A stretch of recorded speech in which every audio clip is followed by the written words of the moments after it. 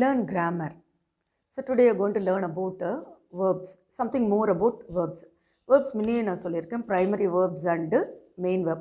Main verbல வந்து strong verb, weak verb சொல்லியிருக்கேன். Today you are going to see about transitive verb and intransitive verb.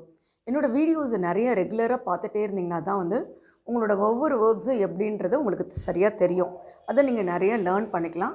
அதை daily ரெகுலராக நோட்டை எடுத்து எல்லாம் எழுதுனீங்கன்னா தான் வந்துட்டு அதை டிஃப்ரென்ஷியேட் பண்ணி பார்க்க முடியும். ஸோ இந்த transitive verb and intransitive verb அப்படின்னும் போது இது எக்ஸாம்பிளாக வச்சு பார்த்தீங்கன்னா தான் தெரியும். ஏன்னா இந்த ட்ரான்சிட்டிவ் வேர்பு ரொம்ப இம்பார்ட்டன்ட், அதே மாதிரி இன்ட்ரான்சிட்டிவ் வேர்பும் ரொம்ப இம்பார்ட்டன்ட். இது எதனால் இதை எப்படி நீங்கள் பார்க்க முடியும், எப்படி அனலைஸ் பண்ண முடியும் அப்படின்றது. For example, Rama killed Ravana. So see this statement, Rama killed Ravana.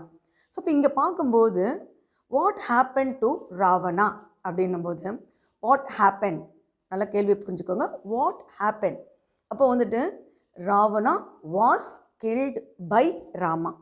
அப்போது இந்த வேர்பில் இந்த சென்டென்ஸில் பார்க்கும்போது இந்த வேர்பு கில்டுன்றது வந்து ட்ரான்சிட்டிவ் வேர்ப். இது ஏன் நம்ம ட்ரான்சிட்டிவ் வேர்ப் அப்படின்னு சொல்கிறோம்னாக்கா, மொதல் கொஷின் வாட்டுன்ற கேள்விக்கு அது பதில் சொல்லும்.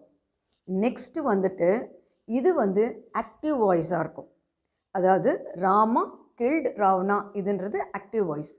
அப்போ அதை பேசிவ் வாய்ஸில் மாற்ற முடியும்.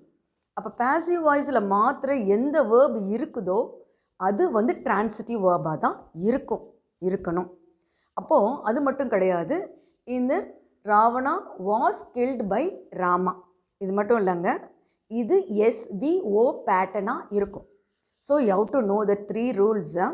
வாட் ஹேப்பன்றது ஒரு கேள்விக்கு பதில் சொல்லும். இது ஆக்டிவ் வாய்ஸாக இருக்கும். கண்டிப்பாக இது SVO பேட்டர்னாக இருக்கும்.